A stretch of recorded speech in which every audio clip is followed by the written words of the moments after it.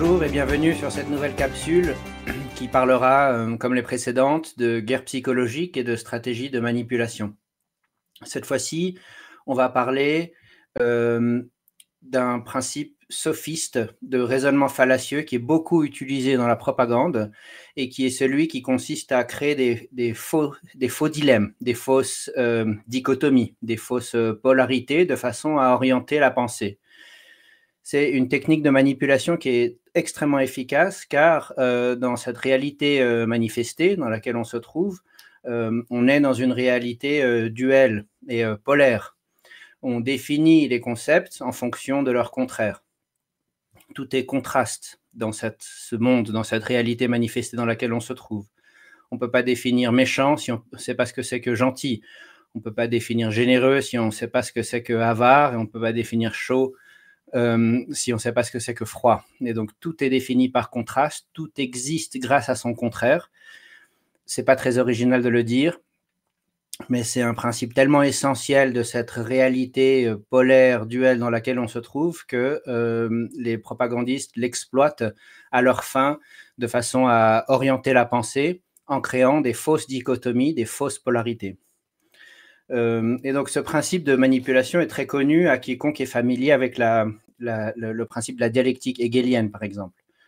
Le pouvoir va créer un problème, puis proposer une réaction, ce qui va donner lieu à une solution, ou thèse, antithèse, synthèse. Donc, j'en ai déjà parlé beaucoup, par exemple, en ce qui concerne le phénomène Donald Trump. On a créé un problème qui est l'immigration de masse, qui est la décadence du goût, de la culture, à laquelle on a opposé une réaction ou une solution qui est Trump, et ça va donner lieu un jour à une synthèse. Donc c'est la thèse, c'est le niveau 0, et l'antithèse, c'est le niveau 1, comme j'ai déjà eu l'occasion d'en parler en ce qui concerne cet exemple-là. Au XXe siècle, on a opposé le communisme au fascisme, et qui sont, comme je l'ai expliqué dans mon article KaiFab sur Essential News, deux idéologies extrêmement adjacentes, nées dans les mêmes esprits, toutes les deux collectivistes. On les a opposées de façon artificielle au XXe siècle. C'était le problème, la réaction, et la solution, c'est le syncrétisme qu'on connaît aujourd'hui, qui est la soi-disant social-démocratie. J'ai aussi parlé de ce principe-là en filigrane auparavant lorsque j'ai traité du vocabulaire et de la façon dont la définition des mots est manipulée, altérée. Donc, par exemple, lorsqu'on oppose le capitalisme au socialisme, on exclut toute liberté économique. Le capitalisme, on l'emploie comme synonyme de corporatisme. Et dans les deux cas, il s'agit d'un collectivisme. Dans les deux cas, que ce soit le capitalisme ou le socialisme tel qu'on l'emploie aujourd'hui, il y a une espèce de proposition axiomatique qui est celle de la présence de l'existence d'une banque centrale, d'un État pléthorique et d'un collectivisme morbide. Mais on a créé cette fausse dichotomie pour orienter le débat, et donc on est soit capitaliste, soit socialiste, mais dans tous les cas, la propagande s'assure qu'on est d'accord sur ce qui compte vraiment, c'est-à-dire l'existence d'une banque centrale, le collectivisme politique et l'État pléthorique. Et donc cette opposition fallacieuse entre, en l'occurrence, communisme et fascisme au XXe siècle, comme ce que je disais à l'instant, a permis de construire le siècle du démocide. Démocide, c'est meurtre par le pouvoir. 250 millions de morts au XXe siècle, sans compter les soldats morts sur le champ de bataille. Et donc, je vais donner d'autres exemples de cette fausse polarité, de cette fausse dichotomie. De nouveau, le principe n'est pas très original, très nouveau, mais j'espère que les exemples que je vais donner permettront de souligner la mesure et la manière dans laquelle ce principe-là de fausse dichotomie et fausse polarité est utilisé presque tous les jours par la propagande et par le pouvoir. Donc le principe, c'est de prendre une vérité, d'enlever une moitié et de faire un pôle, d'enlever l'autre moitié et de faire un deuxième pôle. Et ensuite, on oppose ces pôles, on construit une fenêtre d'Overton, Overton window, on dit en anglais, Overton, je pense en français, c'est une fenêtre de discours acceptable, et on laisse le débat se produire dedans. À terme, on réconcilie les positions en excluant la vérité complètement. Donc on prend le mensonge, la demi-vérité d'une part et la demi-vérité d'autre part, on élimine la vérité, on crée une synthèse qui repose totalement sur le mensonge. Et la vérité, au passage, on l'appelle extrémiste. Elle est exclue de la fenêtre de discours acceptable. Et donc je vais vous donner quelques exemples en espérant par là illustrer la façon dont ce principe est utilisé et c'est la façon dont il est efficace également. Donc le premier exemple et le plus évident, c'est cette fausse dichotomie de philosophie politique qui oppose la gauche à la droite. Donc la droite, en 2 mots, c'est l'État papa.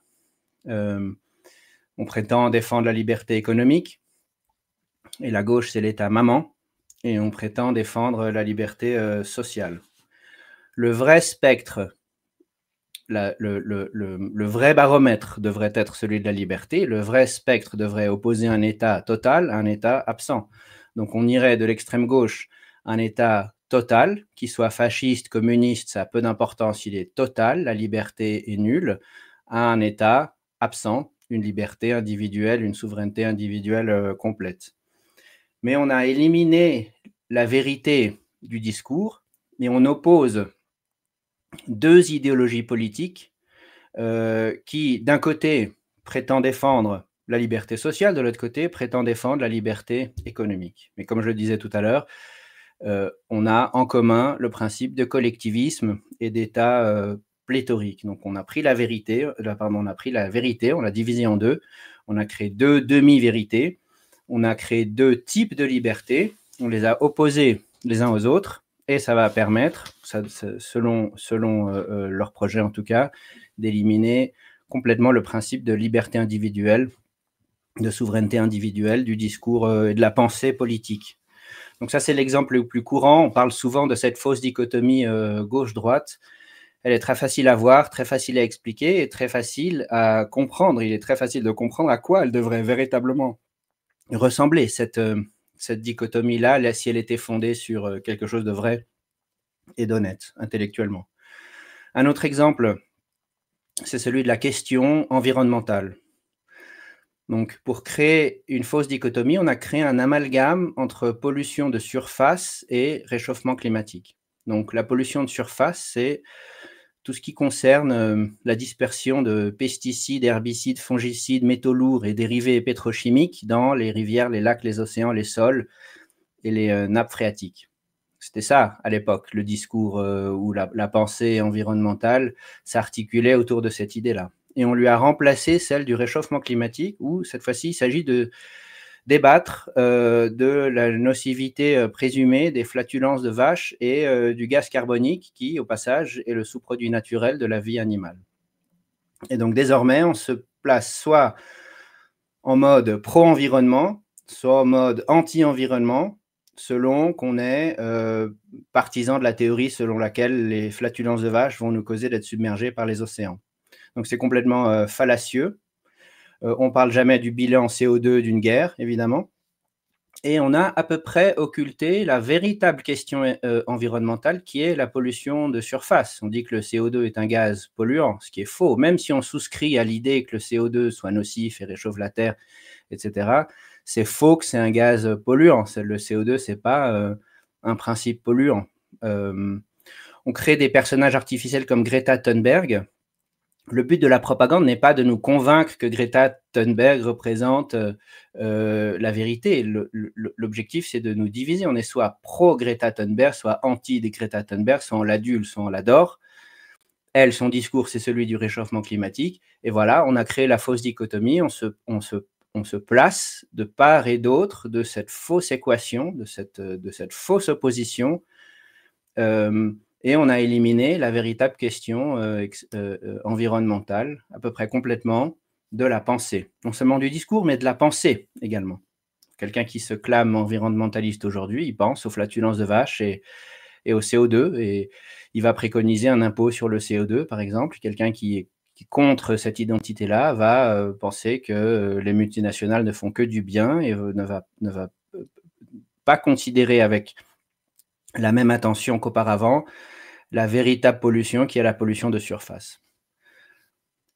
Un autre exemple de fausse dichotomie, c'est celle de l'instruction des enfants. Donc on a d'un côté de la fausse équation les partisans d'un système rigoriste, militaire, prussien, compétitif, démoralisant, conformisant, etc., soi-disant classique. Et on a d'autre part les partisans d'un système laissez-faire, soi-disant moderne, où on se soumet à tous les caprices, toutes les envies et toutes les lubies de l'enfant. C'est sa susceptibilité qui devient le baromètre suprême de ce qu'il faut enseigner ou pas. On ne le pousse pas, on ne lui inculque pas le goût de l'effort, et on le dispense de tout jugement. Il n'y a plus de notes, il n'y a plus de vrai ou de faux. L'équation, elle peut être juste ou fausse selon ton intention. Évidemment, je force un peu le trait, je caricature un peu. Et c'est plus vrai dans les pays anglo-saxons que dans les pays francophones, mais on voit bien cette philosophie, cette antithèse, cette philosophie du unschooling prendre pied. Et donc, de nouveau, chaque pôle possède une moitié de vérité. Oui, l'enfant est un souverain, mais comme une jeune plante, il a besoin d'un tuteur bienveillant. On ne sait pas ce qu'on ne sait pas, c'est-à-dire que ce n'est pas nécessairement à l'enfant de décider si ça vaut la peine d'apprendre cette table de multiplication. Ce n'est pas par la prière qu'on apprend le théorème de Pythagore. Le goût de l'effort se cultive et il est vertueux. Et donc, respecter les aspirations de l'enfant est juste, sans pour autant se soumettre aux caprices. Il faut respecter l'inclination. Donc, je vous donne un exemple concret où on trouve cette voie du milieu, on trouve ce juste milieu. Sur l'importance de la grammaire, par exemple. On ne va pas faire semblant que la grammaire, c'est passionnant. Mais il faut le faire, il faut l'étudier. Un enfant qui n'aime pas les brocolis, on ne va pas lui dire « c'est bon, tes goûts ont tort ». Il vaut mieux dire « tu as tout à fait le droit de ne pas aimer le brocoli ». Mais on mange le brocoli. Quand mes enfants étaient petits, dans un magasin, ils voulaient toucher à tout. Je leur disais « moi aussi, j'ai envie de toucher à tout. C'est génial de vouloir toucher à tout. Ça veut dire que tu es curieux. Moi, j'ai envie de faire plus que toucher à tout. J'ai envie de sauter sur les tables, j'ai envie de renverser les étagères. Ça serait divertissant, mais je ne le fais pas. Pourquoi est-ce que je ne le fais pas ?» Et donc, on valide l'intuition, l'inclination naturelle de l'enfant, le goût naturel de l'enfant, mais on lui apprend le goût de l'effort, de la gratification qui est repoussée dans le futur et de la discipline personnelle, de la discipline individuelle. Donc, c'est cette voie du milieu. C'est ni le système rigoriste, humiliant, compétitif à outrance, ni cette idée que l'instruction est inutile et que ça ne sert à rien de connaître cette table de multiplication et qu'il faut simplement respirer et on apprendra. Ces deux polarités-là sont une caricature et c'est la voie du milieu, en l'occurrence, qui est correcte et on le fait en reconnaissant les inclinations, les goûts, mais en inculquant tout de même le goût de l'effort et en cultivant le principe de discipline interne, individuelle, personnelle. Voilà, je saute un peu du coq à l'âne, mais j'ai envie de donner différents exemples. J'ai cité celui de la dichotomie politique, celui de la question environnementale, celui de l'éducation. Il y en a un autre qui me tient à cœur, c'est le rapport à la technologie. On oppose souvent le geek au ludiste. Le geek, selon mon hypothèse étymologique préférée, geek, ça vient de gadget freak, donc le fan de gadgets. Le geek, c'est celui qui va demander à Alexa d'allumer la lumière, qui pense que si c'est nouveau, c'est nécessairement fantastique, qui ne va pas hésiter à abreuver ses enfants de smartphones et qui va baigner confortablement dans l'électrosmog. Vous comprenez que je force un peu le trait, comme je fais souvent, pour décrire les choses, mais ça facilite le discours. Et le ludiste, d'autre part, c'est le technophobe, primitiviste, qui pense que tout ce qui est digital est mauvais et qui trouve de la vertu à vivre comme au 19e siècle ou qui considère peut-être que le 19e siècle était représentait un surcroît de vertu, ou disons le 18e, il n'y avait pas encore de chemin de fer. Donc la vérité, de nouveau, est entre les deux, à mon avis. J'en ai déjà parlé. J'ai parlé de la philosophie hacker, de l'open source. J'ai expliqué comment la technologie digitale pouvait être un outil d'émancipation. Et donc la philosophie hacker qui se trouve entre les deux n'est pas du tout la philosophie geek. Je suis personnellement le plus réticent vis-à-vis des gadgets. Je serais le dernier à aller dans une voiture qui conduit toute seule. Mais ça ne veut pas dire rejeter l'outil fantastique, à mon avis, que représente la technologie numérique, l'Internet, qui me permet de faire cette vidéo aujourd'hui et qui contribuera, à mon avis, et qui est en train de contribuer à l'émancipation des esprits, l'émancipation des peuples. Donc là aussi, on a créé une fausse polarité, une fausse dichotomie. On oppose le geek au ludiste. La vérité, chaque pôle dispose de la moitié de la vérité. Et je ne sais pas exactement à quoi ressemblera la synthèse. Mais en ce qui concerne cette fausse dichotomie-là, la question plus fondamentale qui se pose est la suivante. Y a-t-il de la vertu à construire une cathédrale? Et y a-t-il de la vertu à composer une symphonie? À mon avis, oui. La raison n'est pas à rejeter. L'esprit quantitatif, vivre comme un poisson n'est pas vertueux. Le poisson dans l'océan, il n'a qu'à ouvrir la bouche pour manger. Il n'a pas de bras, donc il n'a rien à faire, entre guillemets. Peut-être qu'il est en extase mystique tout le temps. Mais l'être humain est disposé d'une raison, d'un esprit industrieux. Et il y a de la vertu, de la divinité là-dedans. Et c'est pour ça que je rejette personnellement le paradigme ludiste, primitiviste. Et ça m'amène à une autre dichotomie artificielle, plus fondamentale, et qui rejoint les deux précédentes dont j'ai parlé, c'est-à-dire l'instruction et le rapport à la technologie. Et il s'agit du paradigme existentiel. Et là aussi, j'ai l'impression qu'il y a une forme de manipulation, c'est-à-dire qu'on nous donne un choix artificiel entre deux extrémités, entre deux pôles artificiels, qui disposent chacun d'une moitié de vérité et que ça permet d'occulter la vérité entière, la vérité telle qu'elle est. Et donc ces deux pôles sont les suivants. C'est d'une part le matérialisme, ce paradigme existentiel selon lequel notre conscience est sécrétée par le cerveau. On est des morceaux de viande ambulants. Tout peut être quantifié, tout peut être jugé. De facto, la priorité existentielle, c'est la survie. Ça conduit à une arrogance scientiste ou à la croyance que rien n'échappe à la raison. Et à ça, on oppose le paradigme que j'appellerais, à défaut d'un meilleur terme, spiritualiste. Et donc là, il s'agit de dire que toute polarité est illusoire, tout est équivalent. Le but suprême, ça serait certainement celui de vivre en extase mystique perpétuelle, comme un poisson dans l'océan. Et on rejette la raison, la quantité et l'esprit industrieux. Donc, vous voyez le lien avec ce que je disais tout à l'heure sur le rapport à la technologie, puisque c'est finalement de ça dont il s'agit.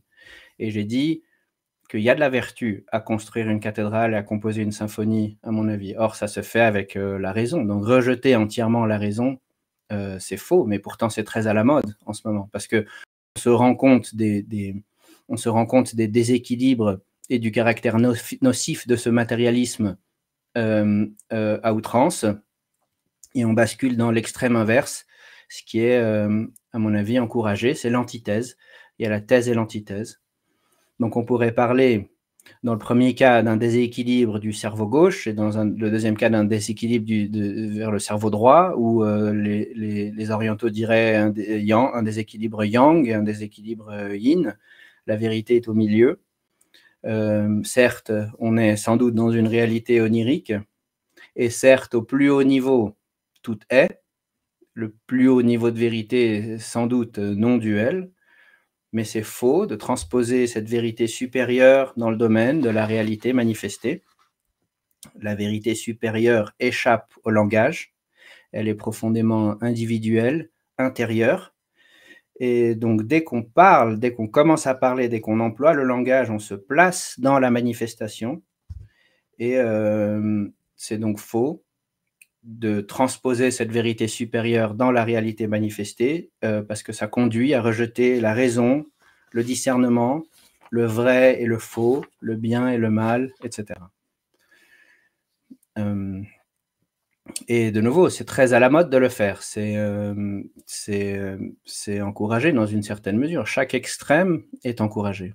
Le matérialisme à outrance ou le spiritualisme à outrance. La voie du milieu, la voie de la sagesse, la voie de la raison, c'est comme si subtilement on arrive à l'éliminer du discours et de la pensée, parce qu'on est soit d'un côté, soit de l'autre. Mais de nouveau, rappelez-vous, le principe que je décrivais, c'est de prendre une vérité, d'enlever une moitié et de créer un pôle, d'enlever l'autre moitié, de créer un autre pôle, les opposer de façon à produire une synthèse dans laquelle il n'y a plus de vérité. Et donc voilà, en conclusion, j'ai donné quelques exemples, mais je pourrais parler de ce sujet pendant des heures. Il y a beaucoup d'autres exemples à donner. Ce que je peux faire pour conclure, c'est vous encourager à observer ces fausses dichotomies, ces fenêtres d'Overton artificielles. J'en ai parlé avant, je n'ai pas nécessairement employé les mêmes termes, mais j'ai expliqué pour le Corona Circus qu'on a opposé le grand méchant virus au grand méchant chinois, en relevant combien c'était absurde d'accuser le laboratoire en face de la rue, de l'autre côté de la rue du marché. On a créé cette théorie du complot des Chinois qui ont créé une arme biologique, etc., qui est tout aussi artificielle que celle du grand méchant virus. La vérité, c'est qu'il n'y a probablement pas de virus, pas de contagion. On a fait la même chose avec Jeffrey Epstein. C'est soit il s'est suicidé, soit il s'est fait tuer. Ouais, mais il y a une autre possibilité, c'est qu'il est toujours vivant et que c'est une arnaque complète.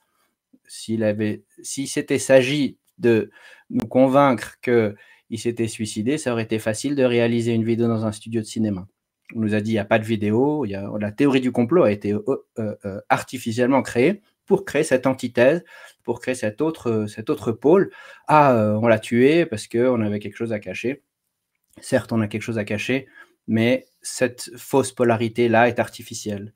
Où j'en ai parlé lorsque j'ai parlé de racisme, on oppose le suprémacisme à l'idée qu'on est tous égaux, qu'il n'y a pas de différence entre les individus, entre les groupes d'individus, et on élimine l'idée qui consiste à célébrer les différences individuelles et les différences collectives.